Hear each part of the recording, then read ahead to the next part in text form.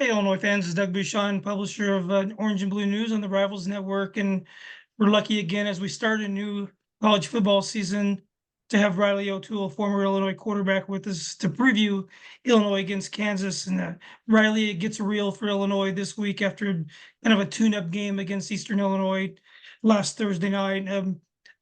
I know you're in Kansas City. What's the buzz around the Kansas program and Lance Leipold's program over there?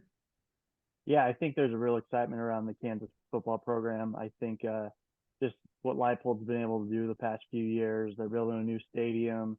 Um, they played week one just up in North Kansas City. So I feel like kind of the Kansas City Jayhawks are real fired up to be able to get out and see them. And yeah, I mean, and then also just with OU and Texas leaving, the Big 12 seems to be pretty wide open. So there's a year for Kansas to kind of run the table in the Big 12. I would say uh, this year's the year for sure. Leipold ended up being a pretty good hire for them. What do you think's been some of the keys to him getting things turned around so quickly? Yeah, I think similarly to Bielema, I think just kind of changing the brand of football a little bit and changing the culture.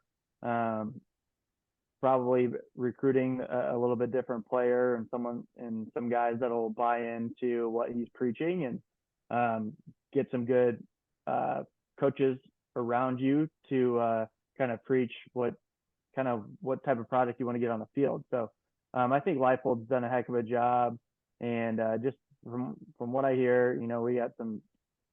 My family's all real tight in the Kansas community because they all went to KU, and family friends are some big time boosters, so they know Leipold on a personal level and just have nothing but great things to say about the person he is and what he does in the community. And so it's tough to not root for a guy like that, and it's great to see him have success and hopefully not a ton of success come Saturday. Matchup wise, this looks like the Big 12 speed against Big 10 physicality. Illinois really struggled with their skill position guys and the speed and quickness that they have last year. Do you see a similar kind of matchup on Saturday?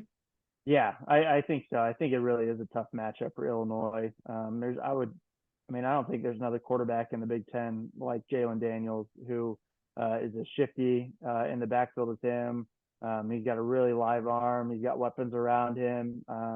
I'd say maybe outside of Penn State, probably the best backfield in all of college football. Those two running backs and Hishaw and Neal, at least from kind of what they've been able to do in their careers.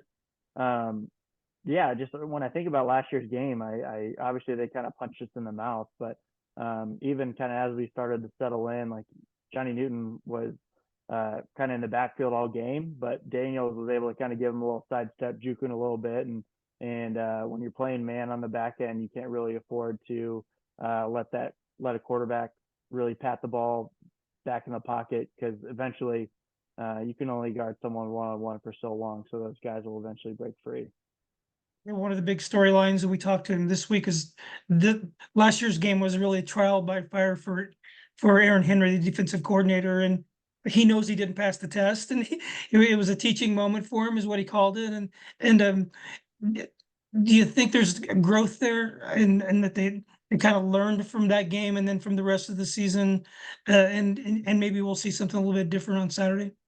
Yeah, I hope so, and I could appreciate him being so outspoken and transparent, kind of with his thought process after that game last year. And I think last year was just there were a ton of growing pains on that side of the ball with injuries and really just playing a lot of young guys. And obviously going into this year, we brought in some firepower through the portal and even the guys that played a lot last year. To have that experience, hopefully this time around, allows them to settle in, play a little bit more confidently, and allow him to call a better game and get his guys in position to make plays. And I think what we saw week one, we saw some guys that certainly looked apart and some surprising starters, and Cox Jr., in my opinion, who looked awesome. So hopefully those guys continue to play well and stay healthy. And I think it'll just be a really good test to see kind of maybe what the rest of the season could potentially look like for Illinois. when you play against a dual threat athletic quarterback like Jalen Daniels, it kind of changes preparation completely. You do have to do a lot of things that you don't normally do, against a pocket passer.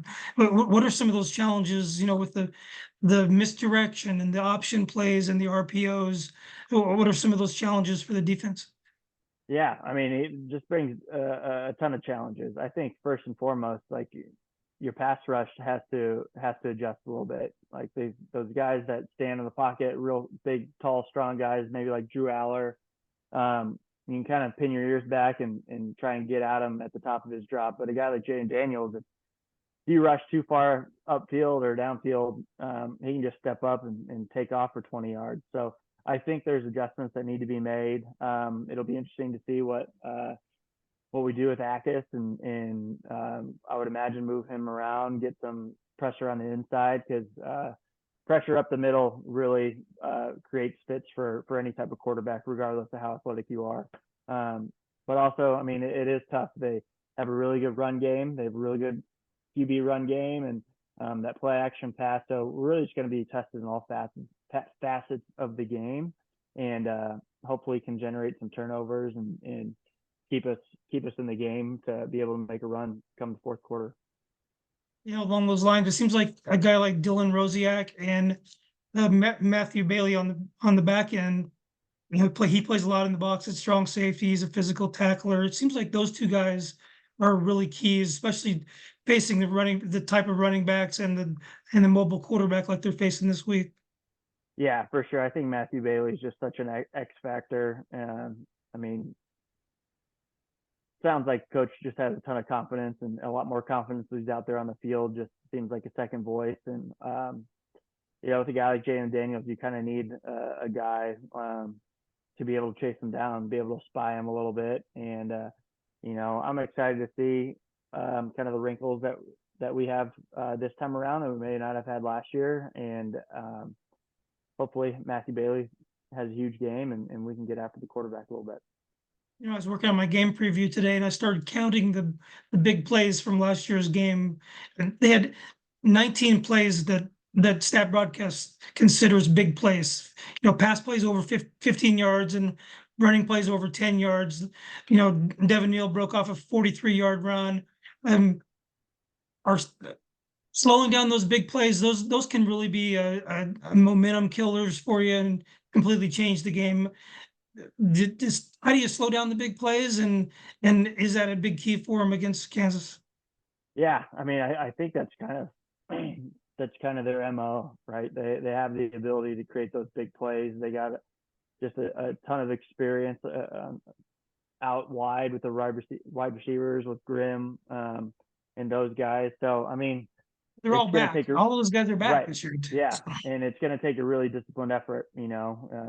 Stay in your reads, stay in your keys, and if they're running away from you, maybe anticipate them a little play action that they might be coming right back at you. So just I think staying disciplined and being prepared at all times. And I think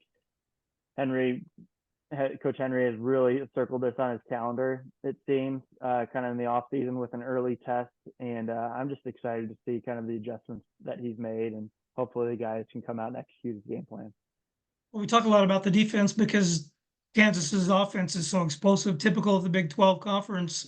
They always have high scores, but Illinois can stretch the field a little bit too. They protected, I don't know how much you can take away from Eastern Illinois, but they do seem to have some outside receivers who have a knack for getting behind the defense. Yeah, absolutely. And Eastern Illinois is a great program. I was pleasantly surprised to see how well Illinois came out. Eastern Illinois, just, you got that little in-state rivalry. I feel like them, Illinois State, and Western Illinois kind of typically, maybe for the half of the first quarter, there's a little dashing of the heads. But yeah, I mean, I think first and foremost, I think getting the ball into different playmakers' hands was really fun to see week one with the new guy, whatever. Zachary Franklin. Yeah, sorry. And Malik, great to see him make a play. And obviously Pat Bryant, and hopefully get Hank Beatty going. And I think just it seems a little bit more, maybe not as much talent Obviously, Zachary Franklin's a little bit different animal than we've had in recent years, and he certainly looks the part. But maybe a little bit more depth than we've had in the past, which I'm excited to see at that position. And the running game too, finally they got all the running backs healthy. Really unusual last year with all those guys getting hurt. Uh, Probably like something I've never really seen before with every single running back miss some time with injuries. But Caden Fagan and Aiden Lafrey, they seem to complement each other pretty well. Yeah, I think Caden Caden is just an absolute horse back there, and he is just such a freak athlete. Hopefully, we can keep him healthy. And Aiden's such a great change of pace guy, and hopefully can take some touches off of him. And really fired up. And it's just the name of the game. If you can keep your workhorses healthy, I think you're always going to have a chance. And we can keep those guys, keep them upright. I think we'll have a good shot and be able to put up points. And um, a great run game certainly sets up the pass game, and Barry Lunny certainly tries to do that. And I think it can only help Luke buy more time and find some receivers downfield. You know a little bit about quarterback play. Yes. So, um, A little what do bit. you make? What do you make of Luke Altmaier? It seems like a more mature kid this year, a little more outspoken as a leader, and seems a little bit more confident in the pocket. Yeah, I've been a huge fan of his since he got on campus. I really like his ability, both with his legs and his arm. I like his composure. Um, but yeah, I mean, anytime you could be in an offense for more than 1 year, you're gonna naturally feel more confident. So I can only imagine him going into his second year with Barry Lunny, and um, another year with his teammates. You come in late as a transfer, and everyone kind of looks to you like, all right, well, who's this guy going to be? And I'm sure everyone kind of knows his personality now, and I'm really fired up about the season he can have. And um, I think week one he looked awesome, and hopefully can make some big plays, take care of the ball when Kansas comes to town. For him, what's the difference between third and short or third and medium and third and long? And does that make the early downs all that much more important? Yeah, absolutely. I mean, I think first and foremost, from a coach's standpoint, if you have 3rd and 2, you're pretty much your entire playbook is wide open. When you get 3rd and 8, that little section of the play sheet's a lot thinner. So I think the ability to stay up on the sticks, and I think he's just so athletic, and obviously we saw that last year, and maybe that came with pass protection, but also maybe it came with him just not being 100% comfortable with his reads and all that kind of stuff. And hopefully we see him make some plays with his legs, and I'm certainly hoping for him to slide a little bit more, run out of bounds, and protect himself. This is the first sellout. They announced this week it's a sellout crowd. First sellout since 2016, Lovie Smith's first year. And that was the game against North Carolina with Mitchell Trubisky. And they Yeah, didn't play well. yeah, Carolina put up a bunch of points on them and kind of took the air out of it a little bit. Um, how how big of a game is this for Coach Bielema, for the program? You saw a game like this, and you have an opportunity maybe to create some momentum and some enthusiasm. yeah, absolutely. I think it's Illinois has just such a great fan base, and feels like everyone's just really wanting to jump on the bandwagon, and everyone seems maybe they got one leg on, one leg off, and a game like this can really propel uh, the guys, I think, really into a fun year. And you know, I'm excited about the opportunity, and uh, Memorial Stadium really does get rocking when you can fill it up. And thankfully, I'm going to be in town for it, so I'll be contributing to the noise and the orange for sure. What do you make of Brett Bielema here in year four and kind of they've become more competitive. I know last year 5-7 was not what they're looking for, but what do you make of the program under Bielema, and do you see an upward trajectory?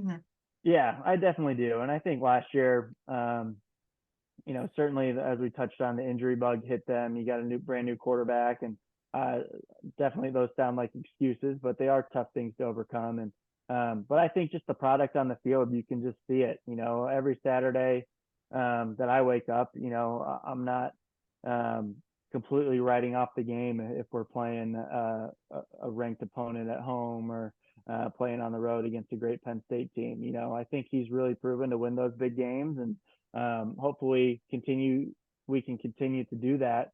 But then also take care of the games that we're favored in, or take care of the games that might be kind of a 50-50 tossed up before the game. So I think he's done a great job. I think he's been able to hit the transfer portal well. He's adjusted well to the NIL space, and I think it's the best product we've had on the field, best consistent product we've had on the field for a long time.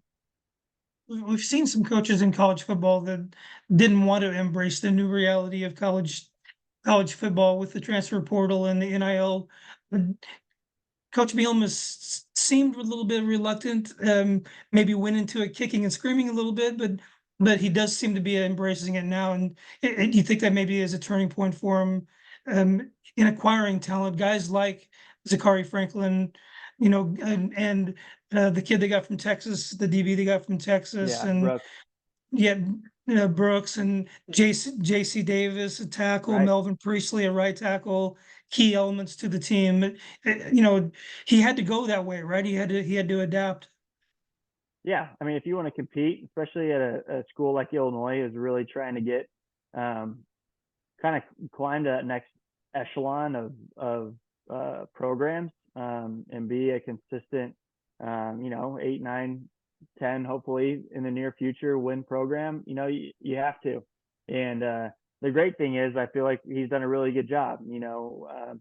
Brandon, even starting with Brandon Peters back in the day, I was kind of obviously before things got crazy, but Brandon Peters and the guy on the Giants, I'm blanking on his name, but you see guys come in and do well. I think it kind of opens up to some guys that might be thinking about entering the portal, like, oh, Illinois, they bring in some transfers, and the transfers seem to adjust well, and they get opportunities to play. And I think Illinois is just a great program for someone. And as we get better, it might be less and less of an opportunity to come in and contribute right away, but it's a great program for people to hop on and contribute. Tommy DeVito is the guy you're Tommy trying to think DeVito, of yeah. from the Giants. By all Fun, means, fun guy to interrupt me. My head is after a long day of work, so feel free to interrupt me for sure. fun guy to have around, a Jersey kid through and Yeah, through.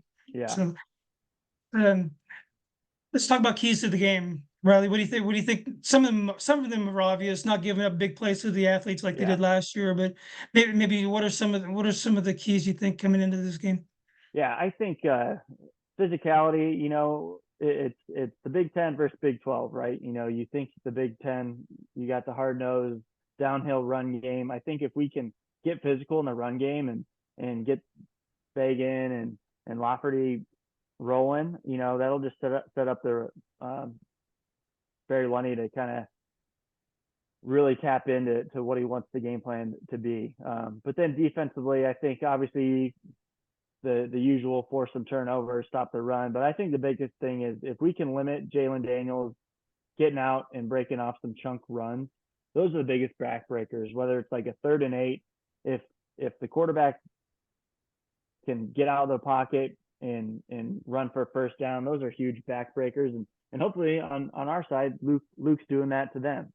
So I think if we can get the run game going, and limit Jalen Daniels to really make some plays with his legs, and or extend plays with his legs to find guys downfield, I think those are kind of the two biggest things that stick out in my mind. Given the history of the program, how important is it, you think, just for this crowd to get the crowd into it and start fast? I mean, it seems like the last thing you want to see happen is first 2 or 3 series or a 3 and out and Right. kind of take the air out of it. Yeah, absolutely. I think it's key. Get the fans fired up. Honestly, hopefully, kind of punch campus in the mouth and let them know said, it's going to be a little bit different story than last year. You know, I mean, you look at the score last year, and the score was much closer than the game was, right? So hopefully, just kind of show up, hit them in the mouth, and get some downhill run games going, get the pads popping, and welcome them to some Big Ten football. I think it was 34-7 before Illinois had Right. what they call in basketball a fake rally. They're toward the end. So yeah. so Luke had like a 70-yard touchdown run. It's like, oh, that looks great now, but yeah. So John Supini's popped up on my screen, our columnist, longtime columnist. And I know he's got some questions written down, lined up for you. So, John, let us have it. What do you got? Well, Riley, maybe you can speak to what's the difference. Let's say if you open a season with against an Eastern Illinois, and then you step up against a power conference team. That's a big jump. That's not going from FCS to Conference USA to power. Right. Just describe the difference of level of play and what the mindset has to be going from beating the heck out of Eastern to going against a top 25 team. Yeah, I mean, I think it's huge, and I think it's just a huge opportunity, and what I was excited to see, just with the way the schedule lined up, is that we came out and played really well against Eastern Illinois. I think when you have a top 25 team in week 2, especially the way the game went last year, I was kind of expecting maybe a little slow start or a little bit closer game against Eastern Illinois, with just kind of the natural way of maybe looking ahead to the huge opportunity to really kick off the season. And I would imagine that the guys and the coaching staff are all looking at this game as a huge opportunity in the same way, and really put Illinois on the map for this football season. And hopefully they can lock in and put a good game together. It seemed last week, like you said, that they were ready to go. I know I know it's Eastern, but they were ready to go. There weren't a lot of mistakes. It seemed like they were focused, they were ready. To me, that bodes well as you move into week 2. Yeah, absolutely. I mean, you say it's Eastern, right? But if you do what you're supposed to do, then you can look back on the game and think positively on the outcome. If obviously you can kind of spin it any which way you'd like. Like if you have a close game, then you have that experience fighting through a close game. But from my opinion, I like that we went in, handled business, and looked to KU and got out, to my knowledge, extremely healthy, and are going to get some guys back this week. And so I think I would imagine the coaches are fired up, kind of how week 1 went, rolling into week 2. And I know Coach Henry has been very outspoken in that he's looking forward to a little redemption, a little personal redemption on his end. And I'm just really looking forward to the game Saturday. To John's point, if you watched college football last weekend, you saw some of the best coaches in the game having communication issues with this new, coach to a player communication system. A lot of hiccups with that. You didn't see it with Illinois, and you didn't see some of the typical pre-snap penalties or maybe post-play penalties that you might see in week 1.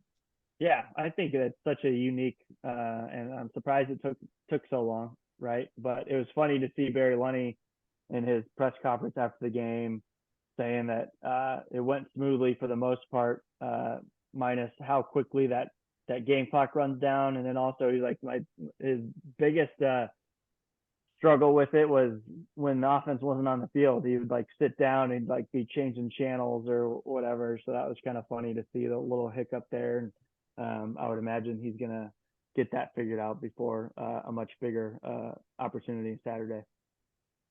I'm kind of probably like a guy that's sitting in the upper deck of the East Side this weekend, and I'm really interested to see what Luke Altmaier does this year. I thought he had for being a first-year starter basically last year, I thought he handles himself mostly. He did okay, and he had some struggles, but I think I'm excited to see what he can do this year. What are you looking for out of Luke, and what kind of hints are you looking to see hey, he's taking a step forward, or hey, he's still struggling this or that. Yeah, I think and I agree with you, John. I'm very high on Luke. Last year really showed some potential. I think honestly, if you take away the Penn State game, he had a pretty dang good year as a first year starter, right? But I think I mean, you can kind of see his demeanor's changed quite a bit, just in his interviews. So I think naturally, just from looking at him, he seems a little bit more comfortable. But I think his biggest thing last year, and I think you kind of see this with a lot of guys that are as athletic as him and have such a big arm as him, is you always think there's a play to be made. And sometimes, there's not. So whether it's pull the ball down and get an extra couple yards or really just throw the ball away. So I'm looking forward to when things are covered, and if he's not able to escape, to somehow get the ball out of harm's way and live to see another down versus, trying to fit it in there or trying to drop out the backside of the pocket and losing 8 yards, and then you're in a 2nd and 18 or 3rd and, so looking forward to him just kind of maturing and seeing him as another year under his belt as a starter and being able to manage the game, kind of as a guy that's played a lot of football. This is probably a stupid question, but when you're watching a football game on your 85-inch TV at home, Yeah. can you see the defense? Can you tell what's going on, or is it too tight of a shot for you to really read who's doing where? You can a little bit. I mean, I for the most, especially when I watch Illinois, I try and just watch it as a fan now. It's a little, watching football is enjoyable for me, and if I'm trying to make it like I'm watching film, it's not as enjoyable. So, but yeah, I mean, the simple things, like obviously when everyone's pressed up and they're crowding the box, you expect there to be pressure. If they're backed off, you expect there to maybe be some running lanes and all that classic stuff. But yeah, I try and watch as a fan as much as I can. Have you picked out a go-to receiver yet? I mean, if it's not Zachary Franklin, I don't know. He Okay. just looks like he looks like the definition of a go-to receiver. He might not be the 4-3 guy, but just watching him last week, the way he moves, his arms look extremely long. His hands look big. Granted, he didn't come down with that touchdown, but just his ability to go up, get his hands on the ball, make that hands catch, and he got ripped away. Great play by that DB, but I think that's going to be a really big security blanket for Luke and really open it up for guys like Malik and Pat Bryant to be able to show what they can do, maybe against the second DB or kind of on the other side of the field. So small sample size, but he looks awesome, and hopefully we can keep him healthy. He's an NFL wide receiver. Yeah, he just looks different, moves, and Yes. Like when you hear people talk about him, they say he acts different than most guys in college, right? He kind of is already acting like an NFL a pro athlete. So, What's this is a great opportunity. What happens? I mean, is this a win at all cost kind of game? I mean, you don't want to lose a game and sell out. What kind of pressure is there on this team, knowing that they want to try to get a fast start to the season as opposed to last year? Yeah, I mean, I think obviously there's pressure to win the FCS games, right? But I think there's probably as much pressure on a non-conference game as there can be for a program like Illinois at this time. I'm not saying it's a must-win, but you better not get blown out, right? Like if you play, like let's play well, let's play smart.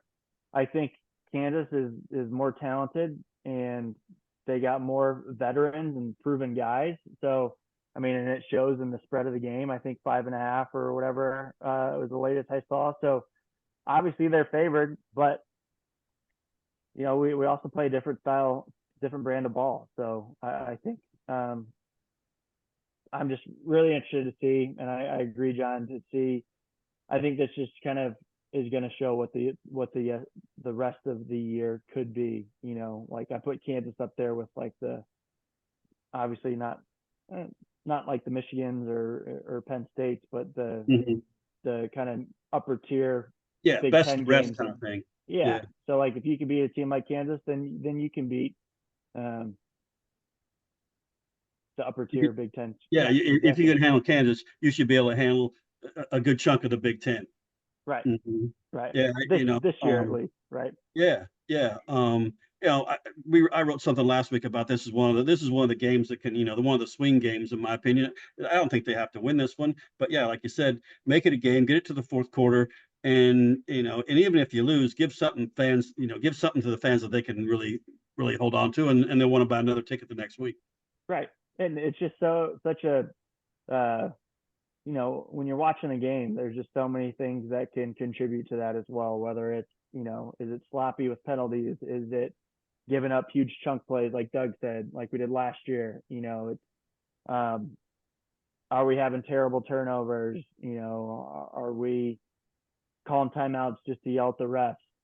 Like I think a lot of those factors go into the game and kind of the experience for the fans is like, all right, you can walk away and lose by 3 and kind of had a real clean game, but they just made 1 or 2 more big plays or picked up a couple more third downs when we needed a stop. I think to your point, John, I think if that's the case, um, if we're in striking distance in the fourth quarter, I'll be for the most part pretty fired up. Hmm. You can live with getting beat by better players, but you can't really live with getting punked or self-destructing. Those are the kind of Right, things that you right. don't want to see. Yeah, and yeah, it's and we've proven to kind of have some sloppy games. I mean, even last week you saw like the kind of the correctable line, just lining up offsides. You can't have those against a good team like Kansas, right? You can't have the obvious roughing the passer that extends drives. Not like we had those last week, but just kind of the plays that you can control. Let's be smart about it and give us every opportunity to win. So at this level, I think it's probably true maybe at lower levels, but at this level, is it true that the biggest improvement is made between week 1 and week 2, or is that just coaching talk? Yeah, I think probably coaching talk, but I think back on my time and I remember one year we played Cincinnati. I don't know if it was week 2 or whatever, but that was like the best game we played our entire season. I think Cincinnati had a pretty good team. I think that was 2013. I think Cubitt's first year.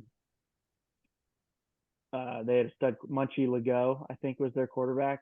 Ended up having a pretty gruesome injury, but that was week 2. So maybe there is um, some truth to that. And you work all summer, and I'm sure the coaches are like, yeah, we need to get past Eastern Illinois, but let's really try and get fired up for Kansas.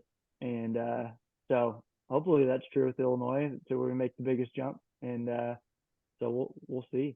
I'm Ordinarily, you would think, Illinois has a little bit extra time to prepare for Kansas. I mean, let's face it, you can look past Eastern Illinois a little bit, but Lindenwood, Lindenwood's in their second full-time year as a Division I school. So Kansas kind of had the same thing going there where they could Yeah. focus on Illinois. Well, and as I live in a family of all Jayhawks, I have them updates on all my sports apps. Like they didn't get off to the best start against Lindenwood. It took them a while to get going. Jalen Daniels threw a pick, and obviously they ended up running away with it. But so they have proven to have a little sloppy football. So hopefully Illinois can allow them to do that for a little bit longer than half a quarter. I would think that Illinois probably kept it close to the vest and didn't show everything they want to throw out on the field last week, and I'm sure Kansas did the same thing. Yeah. What kind of wrinkle are you looking for this week?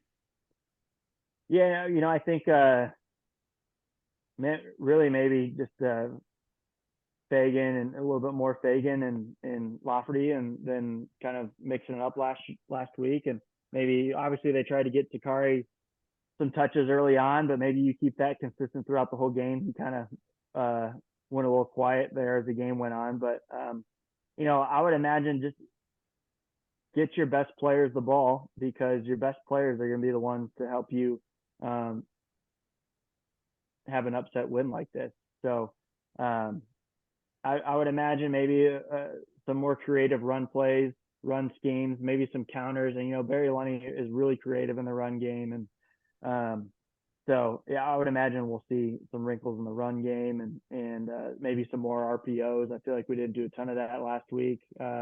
Did quite a bit, but I feel like that's a huge part of Luke's game. So I think he's going to open up the playbook, and because I think the coaches really want this one.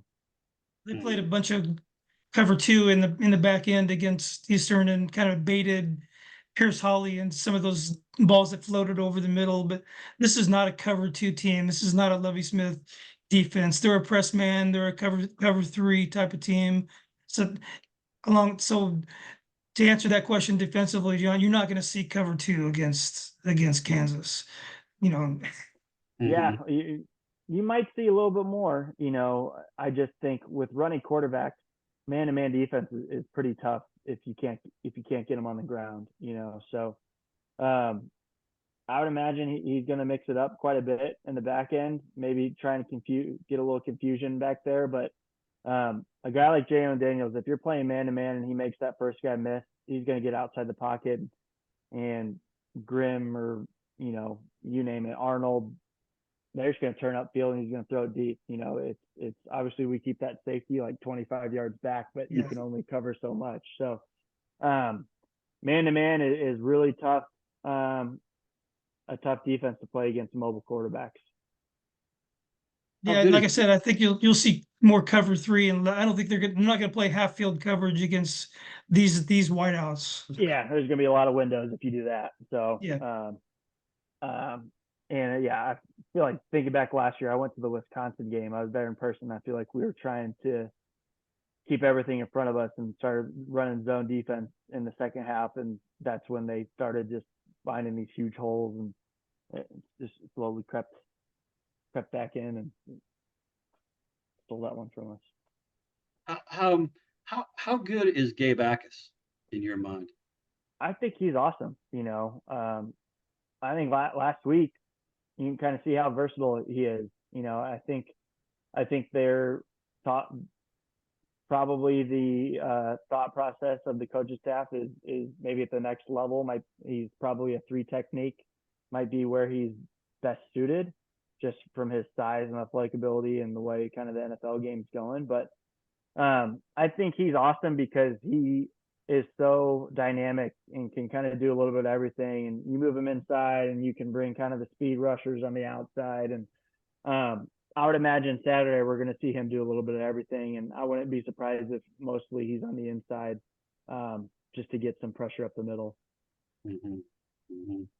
Or part of that is getting your best guys on the field too. And I know they like Alec Bryant at one of those outside linebacker spots. Yeah. I think that was my biggest thing last week.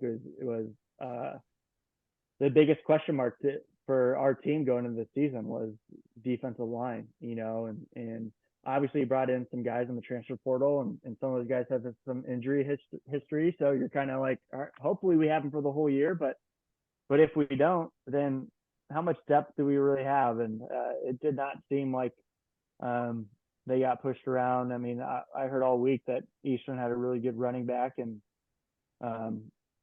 everyone expects him to go over 1,000+ yards, and didn't really have any daylight last week. So I was fired up with the D-line play. Obviously, again, Eastern Illinois going to be a different test this week against Kansas, but like I said earlier, they did what they were supposed to do. I mean, that's probably one of the questions, right? Is can the defensive line slow down Kansas's running game? Yeah, absolutely. So, and they got some studs back there. Certainly makes it harder when your quarterback's as dynamic as he is, and just going to really have to play a sound game and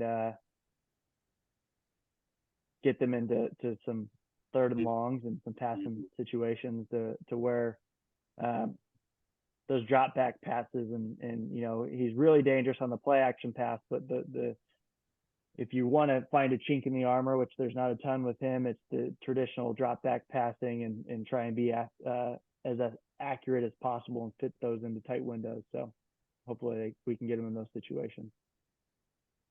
Well, Reilly, you want to go out on a limb and make a prediction? My predictions I always make with my heart, which probably gets me in trouble, but I'm going to say 33-30 Illini. John? Well, I'm more of a pragmatist. I'll probably say 33-30 Kansas. It's going to be a lot easier when Illinois can show me they can get it done than I can. I'd like to see them, like I said, get to the fourth quarter, see if they can get a win out there. And man, if you can win this game, they can sell a lot of tickets here in the next couple of weeks. Right. And it'd be great. It'd be great for the program to see them win. On paper, it's a high scoring game, so naturally it'll probably be like 7-6 or something like that. Right. And I'll go 33-30 also. But I'm not going to tell you until tomorrow who's going to win the game. So it'll be in our game preview. All right. But I haven't really decided yet. It's a home game for Illinois. I think they are going to be fired up. I think the crowd is going to make a difference. I do like that they were solid in the first game and didn't make a lot of mistakes. Like you said, you saw a few penalties that that they have to clean up, but you didn't see some of the typical things that you see with the pre-snap penalties or the post whistle penalties or things that you really shoot yourself in the foot with. So if they play a solid game, if Caden Fagan can get rolling downhill a little bit, they got a chance. So we'll see. It's a huge game. I mean, it's a really huge game for Brett Bielema, for the program. It's one of those games where if you win it, you got momentum and you start selling out every home game. But it's also one of those games where you can let the air out of it if you come out there and perform badly, like they did in 2016 against North Carolina and Mitch Trubisky getting kind of blown out of that game. So thanks for coming on, guys. Thanks, Reilly. Love having you every time, and hopefully we'll get to see you at the stadium on Saturday night. Yeah. Yep. Sounds great, Doug. I'll be wearing my orange. I'll see you up there. All right. He'll be the only guy in orange. Yeah. I'll be the only one. Yeah. I'll be the guy in orange. Maybe the only middle-aged guy